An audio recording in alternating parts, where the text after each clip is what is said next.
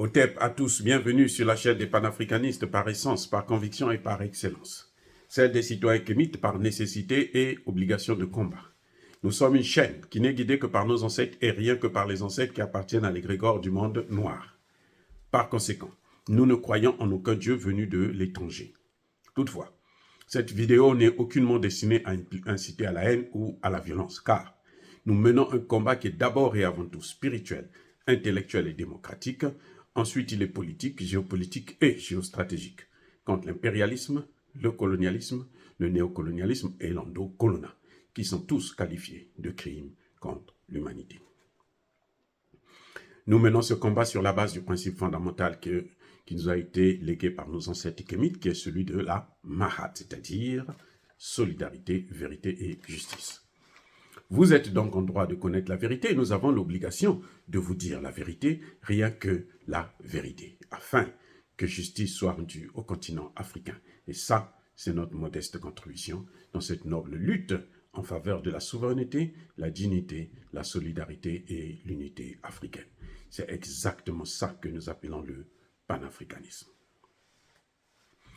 Bien-aimés frères et sœurs, le secrétaire d'État américain à la Défense, c'est-à-dire le ministre de la Défense américain, un noir, vrai de vrai, a fait une tournée en Afrique tout récemment. Il est allé au Kenya, en Angola et un peu partout et il est rentré. Il a envoyé un message où il parle du partenariat mutuel entre les États-Unis, son pays, et les pays africains. Et l'Afrique, parce qu'eux, ils considèrent l'Afrique comme un pays. Même les Noirs américains, ils considèrent l'Afrique, là, c'est un pays. Et ils ne veulent pas que nous, on puisse créer les États-Unis d'Afrique. Vous voyez le paradoxe.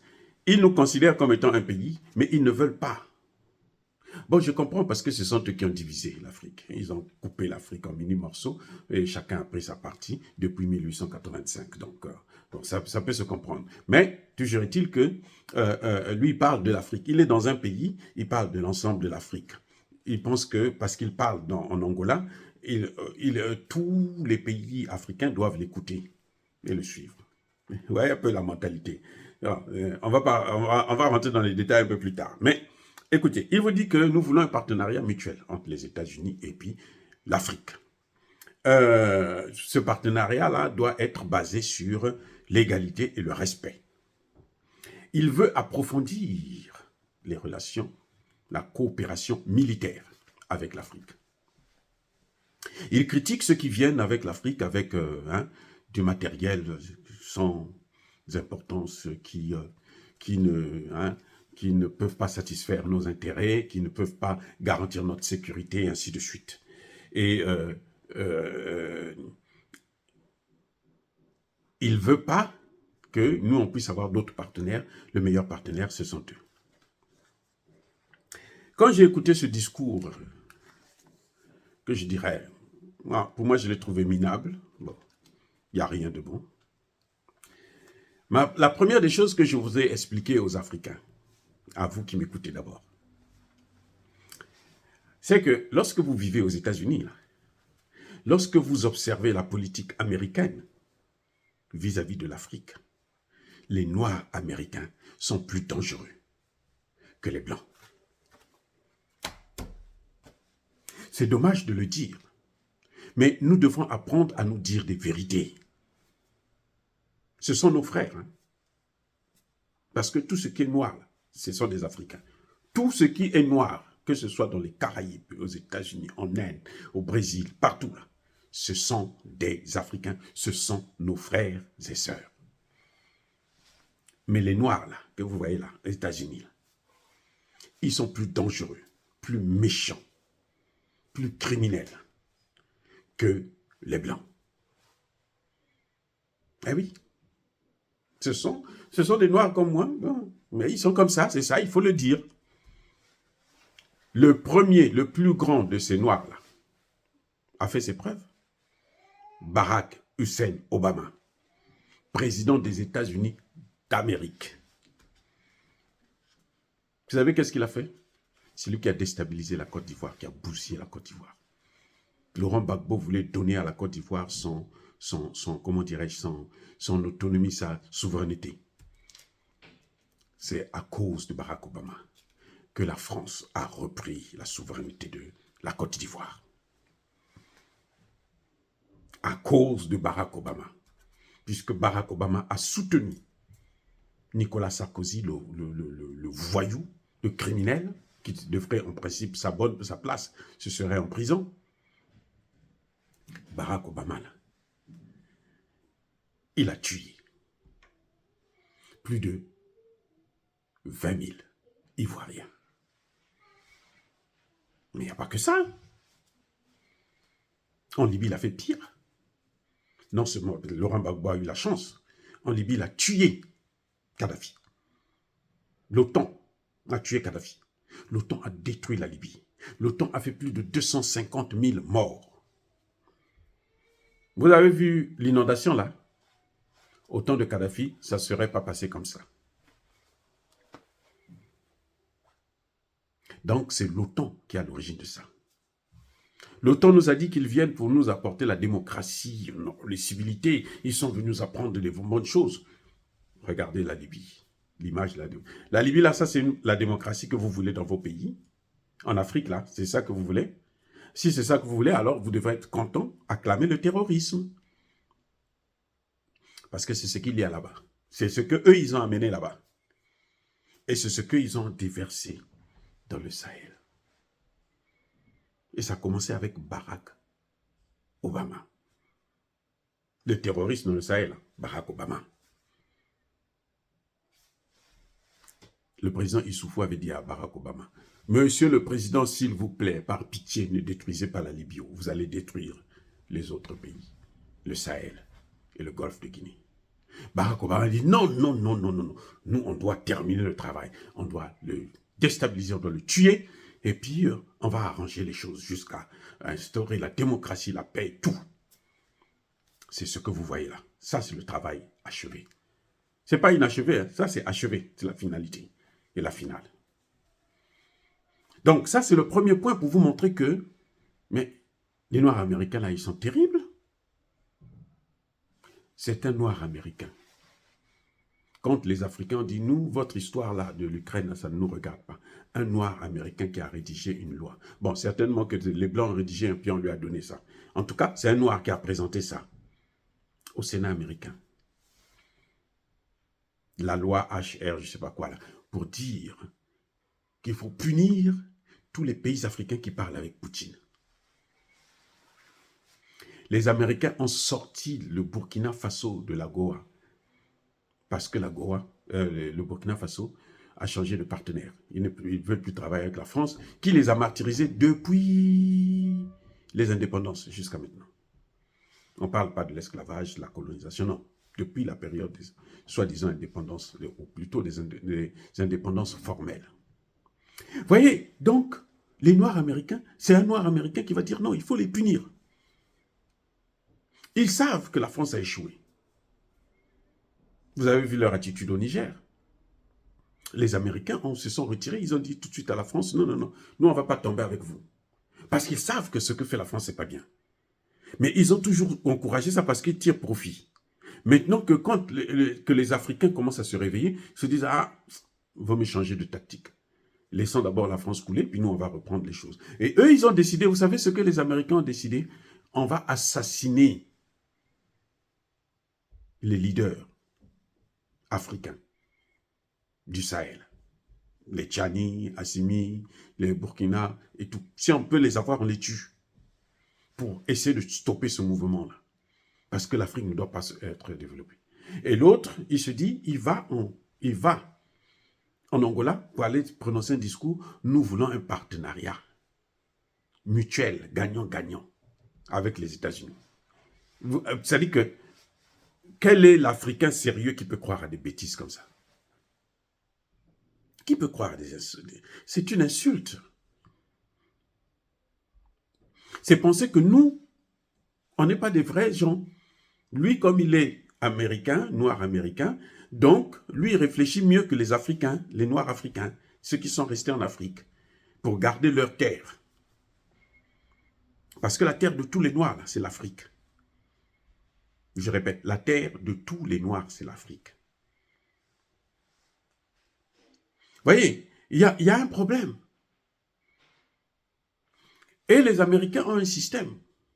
Il vient coopération militaire. Est-ce que c'est une priorité pour l'Afrique d'avoir une coopération militaire? Mais ils ont une coopération militaire avec la RDC, le Congo démocratique. Et cette coopération militaire donne quoi? C'est le pays qui est en train d'être avalé par le Rwanda, un petit pays. Qui arme le Rwanda? Mais ce sont les Américains. C'est ça la coopération militaire? Oh oui, oui, oui. Oh, ils veulent une coopération militaire. Je vous rappelle, la coopération militaire, les Américains ont une coopération militaire avec Haïti. Aujourd'hui, ce sont des gangs. Maintenant, ils sont décidés à occuper Haïti.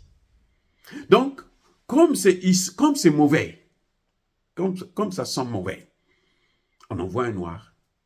Et les Africains vont se dire, oh, c'est notre frère. Oh, c'est bon, c'est bon.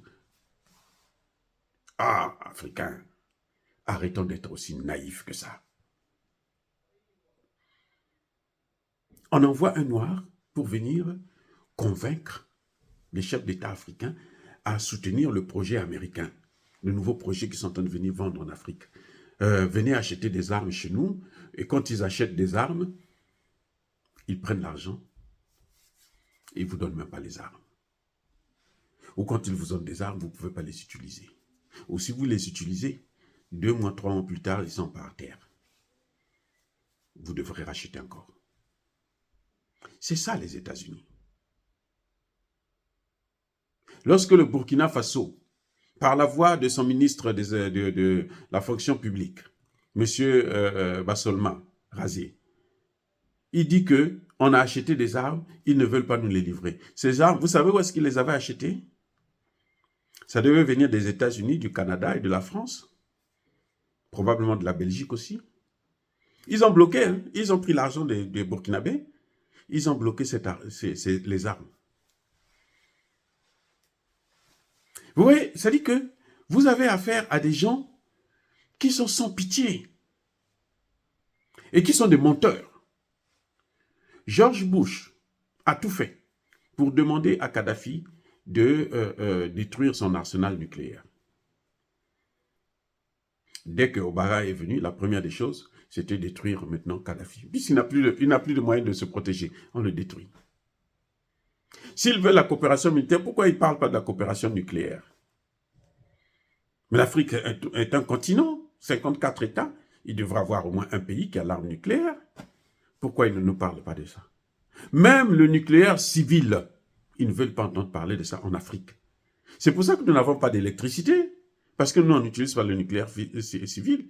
Si on avait le nucléaire civil, on ne va avoir l'électricité sur tout le continent. L'électricité moins chère, c'est celui-là. Nous avons tout, l'uranium, nous avons ça. Il y en a au Congo démocratique, il y en a en RDC, il y en a au Niger, il y en a... Qu'est-ce que nous voulons? Donc, ce ministre de la Défense-là, il ne faudrait pas qu'il pense que nous sommes toujours restés des barbares. D'ailleurs, nous ne l'avons jamais été. C'est eux qui nous considèrent comme étant des barbares, qu'eux, ils sont venus nous civiliser, alors que c'est nous qui les avons civilisés. On leur a appris la langue, l'écriture et tout. Si lui ne connaît pas l'histoire, il faut qu'il parte redire l'histoire. Ça, c'est un problème. C'est ça le problème avec les Noirs américains. C'est que c'est des gens qui sont figés. Pour eux, le monde, c'est les États-Unis. En dehors des États-Unis, là, le reste, là, c'est la jungle, comme disait un imbécile de l'Union européenne. L'Europe, c'est le jardin, tout autour, nous avons la jungle. Tout autour, c'est qui? C'est l'Afrique qui est à côté, parce que les Africains sont en train de venir. Il parlait de ça quand il parlait de l'immigration. Donc, il parlait des Africains. Comme d'habitude, leur ennemi.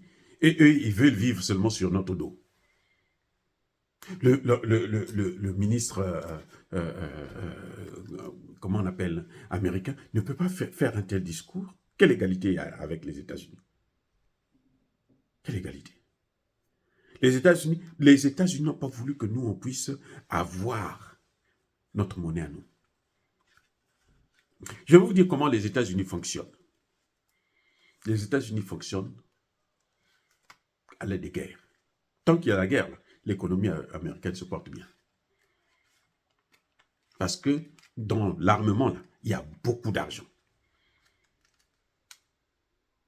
Donc maintenant, ils se disent que les Africains, ce sont eux qui nous ont amené le terrorisme. Le terrorisme est venu de la Libye. Enfin, pas de la Libye, mais par la Libye. Il est venu des Occidentaux, par la Libye, et c'est rentré en Afrique subsaharienne. D'abord par le Sahel et ainsi de suite. Maintenant, ils disent que non, comme vous avez le terrorisme, venez acheter des armes chez nous, ne partez pas acheter les armes en Russie.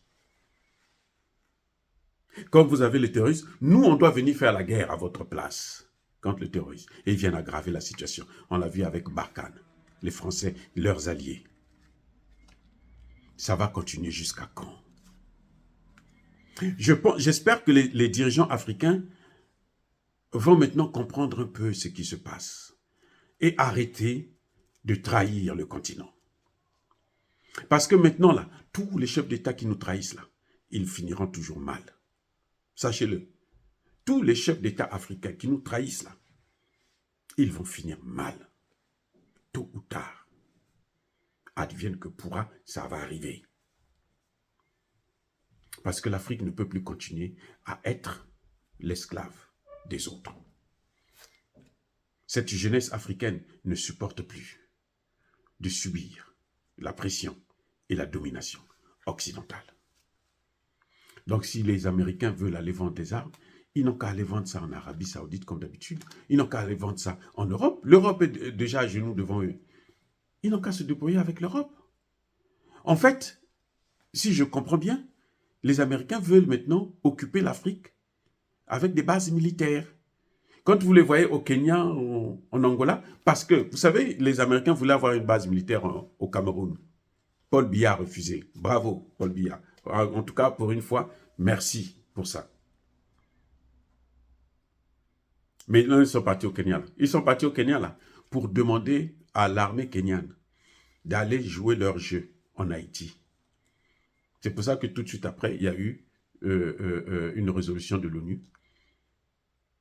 Et c'est le Kenya qui va diriger les troupes. Pour combien de temps? Vous allez voir après, ils vont passer eux-mêmes.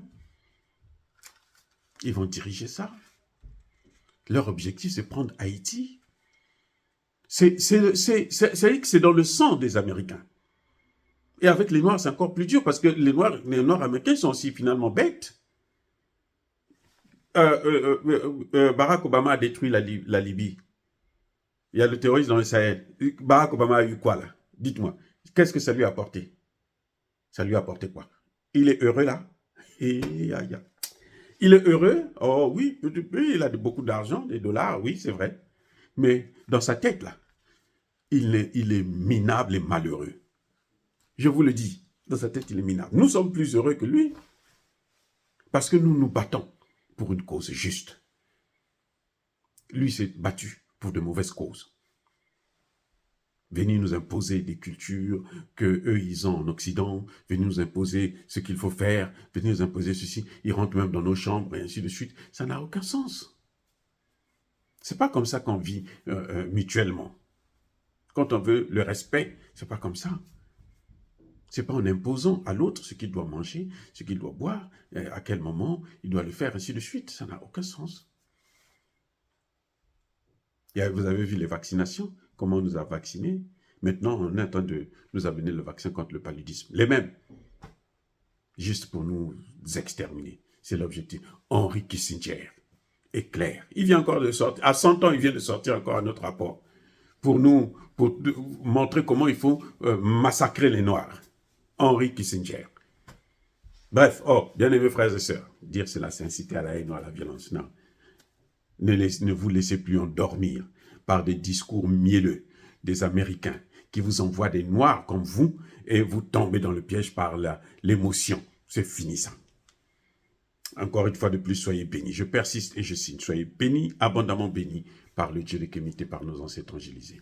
Mais que tous ceux qui persécutent le continent africain le pillent et le déstabilisent. Qu'ils soient noirs, blancs, chinois, arabes, indiens, qui qu'ils soient maudits, punis, foudroyés, neutralisés, écrasés, effacés par ce Dieu des Kémites et par nos ancêtres angélisés. Vive l'Afrique éternelle, j'ai dit et j'assume.